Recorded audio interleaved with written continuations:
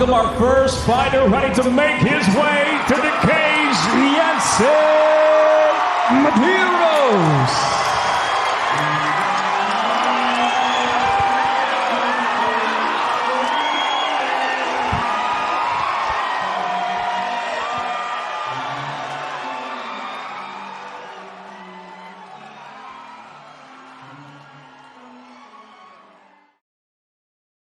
I'm gonna tell you a funny story though. Alright. So one day my daughter comes up to me and like she's like, I can talk to her like my best friend. Like, you know, I'm a parent, but there's times where we break down and she's like, Dad, you know, sometimes like when I was mad at you, I went on YouTube and I watched the fights you lost. And I'm like, what? I didn't lose no fight, girl. She's like, Dad, I seen the fights, and I'm like rolling inside, and I'm like, bro, you guys fighting? Don't be losing no fights, kid, because your kid's gonna be doing that too. I was like, oh, you really, girl? I was like, don't fight. Okay, I can't be losing no more fights. You had to like, give her props for that one. Oh yeah, it was good, bro. And so I was like, nah, damn it, you know. So it's just funny, like I didn't know how to take it but laugh. I was like, that's hilarious, bro. Now we know the biggest motivation you have. Oh yeah, don't be losing no fights. My daughter be watching that shit.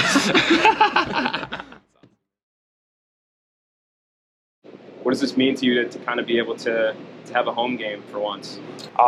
Bro, it's kind of foreign in the sense where usually fight week I'm leaving home, and then now I'm like here, and right after this interview I'm gonna go hop in the beach, you know, go to the beach where I was born and raised. So like it's crazy that you can put in work and still decompress the same day, and you know, just let everything come to you. And being at home, this is something I've been wanting to do ever since I left Hawaii to represent it, and I can finally do that 13 years later. Like I can come home, give back to the people, and just fight for my home, fight for Hawaii again, or fight with Hawaii. 40 minutes! You got 40 minutes that first fight, baby!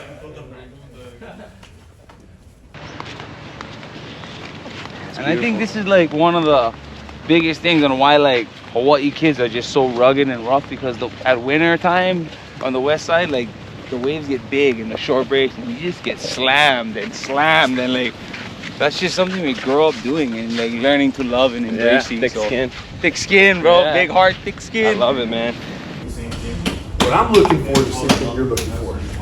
That split second when the fighter stands up. You're looking for a moment when the fight kick the knee to the head. And there's a moment there that happens. But I'm also looking for those extremities that I just mentioned on top. And you're not messing with that. For people that haven't been here, I guess, what was life like for you growing up here? Was it simple? Yeah. I mean, but simple ain't easy. It's just, you know, I grew up with the rawness of it. I grew up with, you know, on my street there's drug dealers, gang members, all of that, but it was all tribal-like and family. So it wasn't like there was no judgment. And like, put it this way, bro, I was 5 for 5 years growing up my life. I didn't know my grandparents were homeless and did ice. But every weekend we'd go to grandma's house, which is at the beach, and she had a little shack. But growing up and having this experience, knew that, hey, there's hardship and life is unfair and we have all these things, but love and aloha just kills it all, and you still can be happy, and you can. That's why I never did judge people, because I've seen what unfortunate choices and mistakes make for people and my loved ones. So I'm like, brah, like, who am I to judge anyone when I can love like that with people of my own? Like, I can do that with everybody. So I definitely, martial arts and traveling like that has definitely made me feel that.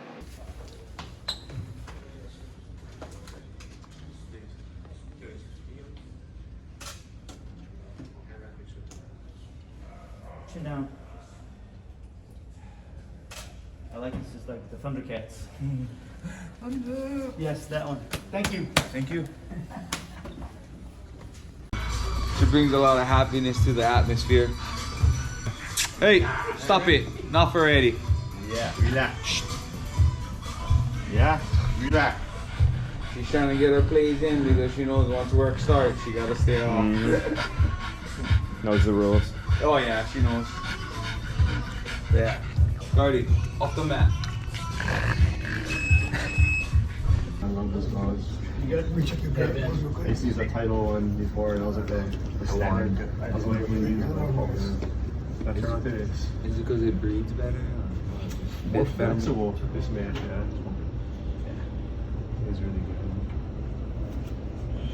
You're not a product of your surroundings, you're a product of your choices, right? And but your surroundings have a lot of influence in that. And for me, growing up on the West Side, it was all about like, you know, being tough and being supportive and just being an alpha, you know, and every person or everybody has a different meaning of what an alpha is. And over here was, if you can scrap and you're a banger, you know, you get pulled. But for me, I wasn't like that. I was like, I don't feel like I'm better than you for fighting you and beating you up. I took martial arts all my life. That's since I was 5. So that's my longest relationship that I have. And that was a big part of me understanding that with people. Like, it was, I didn't want to be the big fish in a small pond. I was raised around a lot of people talking about past experiences and what they did the day before, the last week, the last month. And I was like, oh, I like talk about what I did. I want to talk about what I'm going to do or what I'm doing. You know, like I like talk about things that's not been talked about or what I did and like my accomplishments, but I'm over it. I don't want to live off of that. Like, and I seen that from a young age and I just wanted to do more and I didn't want to be like everyone else. Yeah, you came back and it was kind of in the last like does your salad you give us water and ice down there. Yeah. Huh? You give us water and ice down there. Look down, look down. Yeah. They put the waters for us. Oh. Huh? Genetics. Patient. Sorry, I don't know. They freaking forgot. There is no chicken. Yes. In high school, nobody thought I was going to fight because I'm just like this. I never had a street fight, bro. Like, my last fight was in, like, elementary. That's not even a fight. That's a scuffle, right? So, like, you know what I mean? Like, it's just, ironically, like, I want to be peaceful and joyful, but I, like, punch people in the face, too. Go, Mike. Yeah, fighting is my vocation, but that's not, fighting helped me find me. It helped me find how to bring peace in myself. Like, bro, I love it. I love to compete. I love doing things for myself, and like I said, martial arts has been my longest relationship, so I'm still in a great relationship with it, but I'm also human. I was like, I go like second. Yeah. They're really like, put me on the prelims. I don't care. I'm not getting paid more or less. No. So. Was that the thing? Cesar Gracie called Rich Chow to come bring me over from the back, and Cesar Gracie's like, bro, you want to come train with us? And he's like, yeah, bro, come through. I'm training. That's how it started, bro. And ever since then, Nick's the general, and you know, Nate's my palala, my brother. They ain't punks. Like, Nick and Nate ain't punks. They just real individuals. They're like, if you're looking at them weird, they're gonna be like, why are you looking at me weird? Like, they're real, bro. If you're a good guy, you're a good guy. It's kind of like the military. Anybody can join the military, but you still gotta earn your stripes. You pay your dues. You're a soldier. Welcome to the crew. You know, like, and that's what I did when I went up there every time. All the tests they put me through, I did it. They made me better martial artist, made me a better human being. They made me just live life, bro. Do it. Whatever you want to do it and experience and embrace it. That's what one thing Nate taught me. Stay in your lane, bro, but your lane can be wide. Just don't be crossing over other people's lanes. Yeah, like in that. And that's what Nate does his own way and I do it my way. And I do that with Aloha. Yeah. Nate and Nick, they're not punks. They're just real individuals. And now, you know, people see that. Even whatever the media or critics say, like, when you know them, you know them. If I'm full of Aloha, I don't associate myself with punks. Like, those are my brothers, 100. And they make me a better human being. I don't think you're gonna be next. Oh, brala. What? You might be, I don't know, but They moved you to the main card. First fight. Yeah? what's you make up? Oh, bro? Yeah. I just never like fight late. Yeah. I was like, bro, move me anywhere. I just want to fight at the end. Like, I warmed up twice.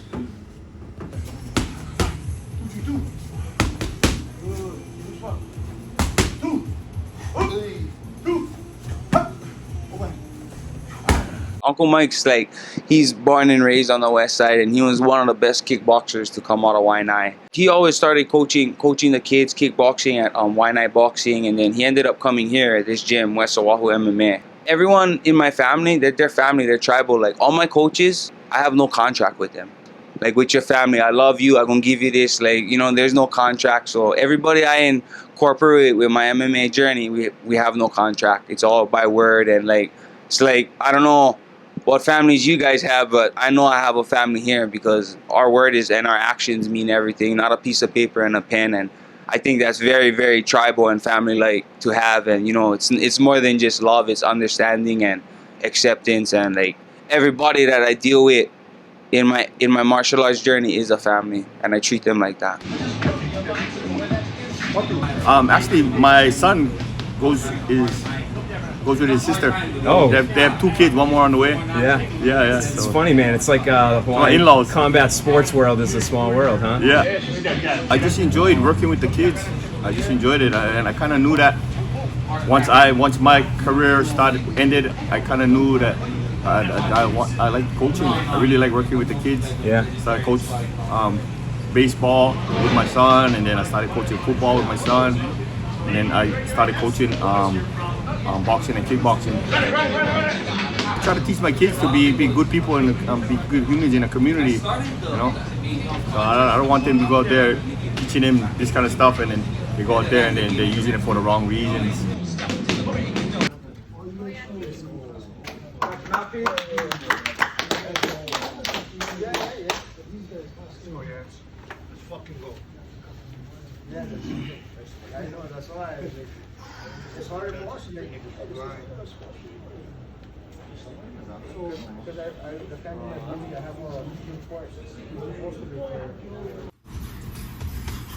Like, I remember in high school watching BJ Penn, Yves Edwards, all these OGs, and being like, bro, I can do that. I know I can, but I wasn't a fighter. I just was a martial artist that could compete and thought I could do that. It's like, I'm all about the blood sport and the kumite.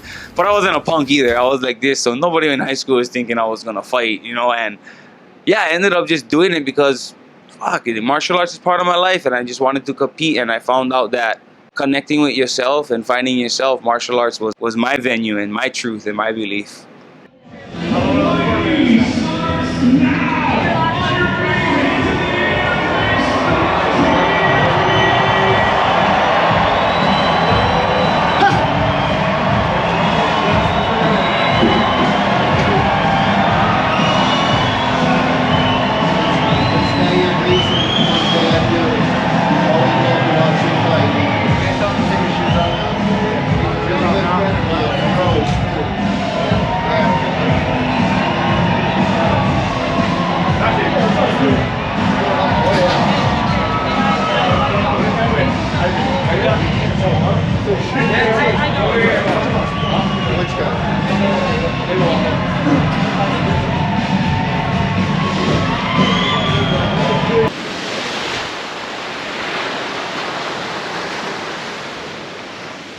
My goal in life is to, I guess, be a kid. And you know what do kids do when they wake up? They just want to be happy, bro.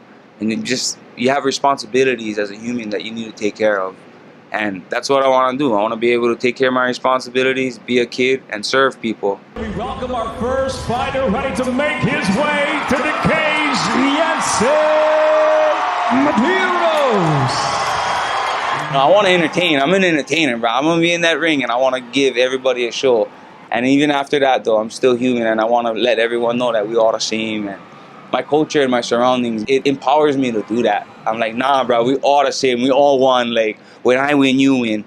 If you don't like me, you don't need to like me. But you gonna know I'm a good guy, and you can keep your distance. There's a lot of chaos and a lot of negativity, especially now. Having Aloha is a practice every day, and it's not easy, but it's way easier than being mad. And, you know, forgiving and having Aloha is just, it's way easier in this world, bro. Seriously, be happy, have some Aloha. He has signed a one-fight deal with Bellator MMA. This is an audition. He wants to stay, but he is in tough tonight, kicking off the main card of Bellator 279. He is in tough, but I'll tell you what, Yancy Medeiros is as tough as they come. I love Yancy as a fighter. We grew up together.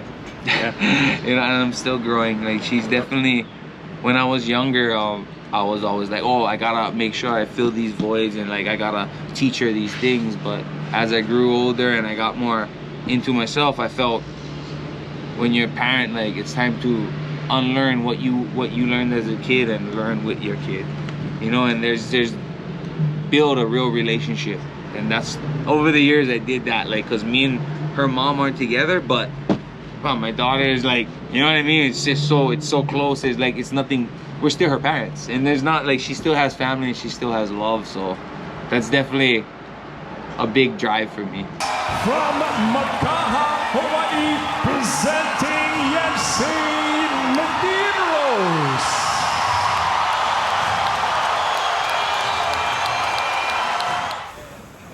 When you parted ways with the UFC, was that a difficult thing for you? Shit don't happen to me. Shit just happens, right? It's like, wow, the world don't owe me nothing. You know what I mean? It was here first. So, and in the end, bro, business is business. And when you can separate that from yourself and being you, like, I think being accountable for your mistakes and what you need to work on is easier. I get it. Doesn't mean that makes me bitter. I know what let's be accountable for what I can work on.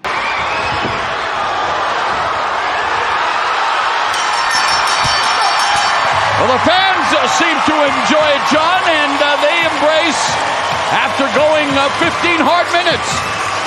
15 very hard minutes for both guys. Both guys had their moments. But overall, if you're taking a look at it, I think Yancy Medeiros is going to get the decision victory here. Well-deserved. His left hand, that left jab, and that hook to the body, a big difference maker in this fight. In life, if it's not about service to others, then what else is there in life? And that's what I want to do. And I'm fortunate Scott Coker and Bellator gave me this opportunity to do that. Like, I want to give back. All three have it for the winner by unanimous decision, Yancy Medeiros.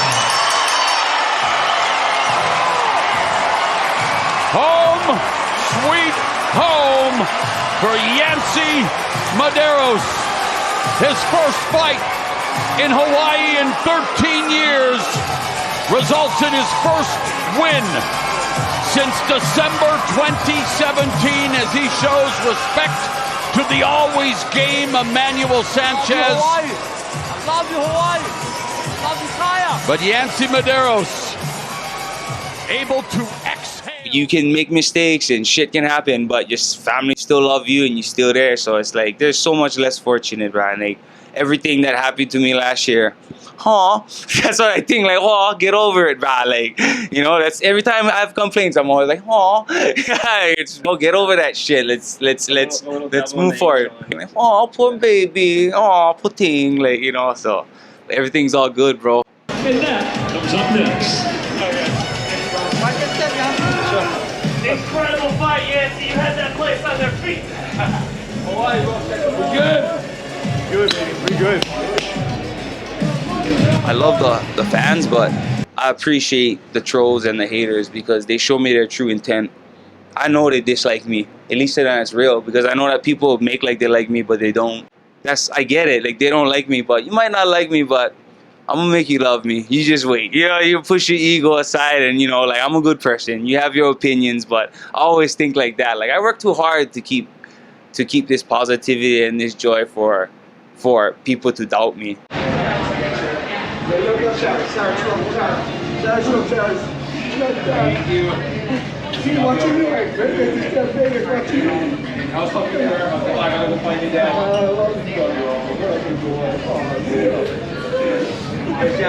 I'll see you later. I got to meet you.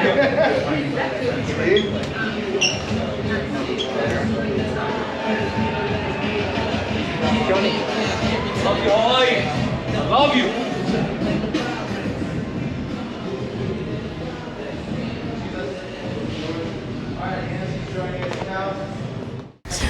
Okay. We are now joined by Yancy Medeiros.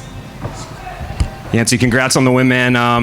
Talk to me about how good this feels. Oh man, like, it's been what, 4-5 fights since a victory, so good to break that losing streak and be at home. I think everything happened for a reason last year, and, you know, Bellator gave me this opportunity to fight here in Hawaii, and honestly, this is probably one of the worst fight camps for me with injuries and everything, but it was the best fight week for me, and everything was meant to be together. Like, I had injuries and I was sick during fight camp, but the Aloha and the mana of Hawaii just kept me going. And when fight week came, everything just felt natural. I'm always leaving Hawaii to go and fight, and this time, 13 years since I fought here, and man, like fight week was such a blessing for me to be at home, and it really made me understand why I love Hawaii so much. I mean, I always put it in my heart and I take it everywhere, but this week was surreal for me because I got to represent.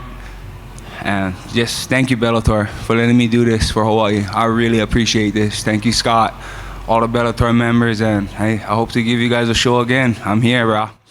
This Aloha will never, ever stop, and I'm going to give my heart like I always do. And I'm just going to get better at the mistakes and the bad habits that I did so I can give everybody a fight and bring this kid back.